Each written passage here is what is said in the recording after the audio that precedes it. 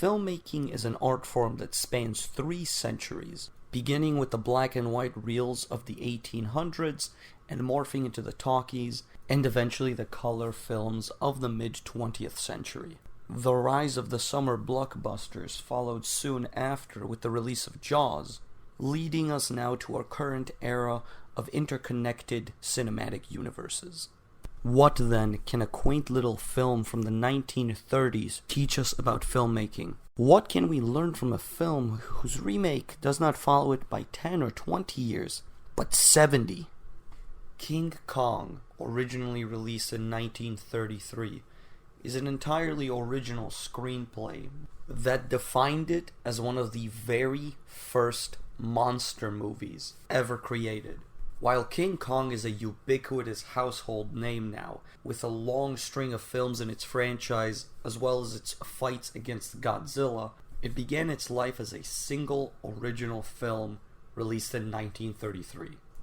While it had a lackluster remake produced in the 1970s, the film I want to speak about and compare it most directly to is the 2005 massive epic produced by Peter Jackson and Co. The very first thing to note about these two films is their runtimes. The 1933 film clocks in at just over an hour and a half, 4 minutes of which are its beginning overture, which set the entire soundscape and thematic landscape of the film. The 2005 King Kong film by Peter Jackson follows in the trend of his larger, more epic Lord of the Rings films by being nearly 3 hours long.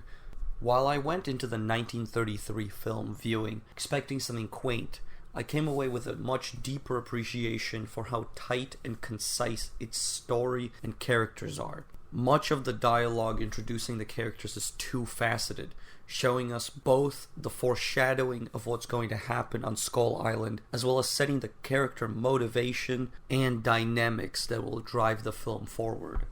The 2005 film is far more overt and in ways bloated, especially in its characterization. The main driving force of the plot, the filmmaker Carl Denham, is shown in the 1933 film to be both confident and resourceful, always in control of the situation. Denham in the 2005 film, as portrayed by Jack Black, is a far more sleazy character, motivated still by fame and money, but in a much more unhinged and dangerous way.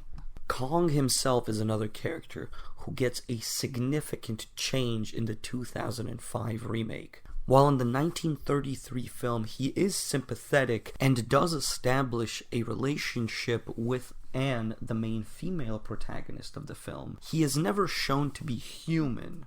The Kong from the 2005 remake, though, is shown to be far more human than the 1993 Kong, and acts almost like a regular person. What comes to mind, though, primarily when discussing King Kong in any of his iterations is the spectacle of the film. Just like 2005's King Kong, the 1933 one was reviewed as a feast for the eyes and an absolute marvel to behold. While technology is the primary factor for how much more dynamic the 2005 King Kong looks, the 1993 film is no slouch. Although cinematography as a whole was far more flat and less dynamic during those times, the utilization of different camera angles during the stop-motion fight scenes, as well as miniatures and over 20-foot tall props to represent Kong, does make the film feel epic in both size and scope.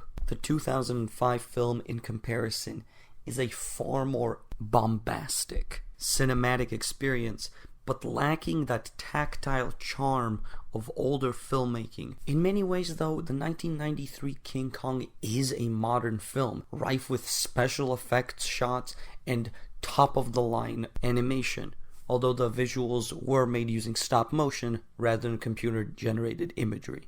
I believe that the evolution of King Kong in this way is analogous to the evolution of cinema as a whole. Audiences will always be drawn to bombastic visuals and never before seen spectacle, while connecting primarily to the very human and personal story contained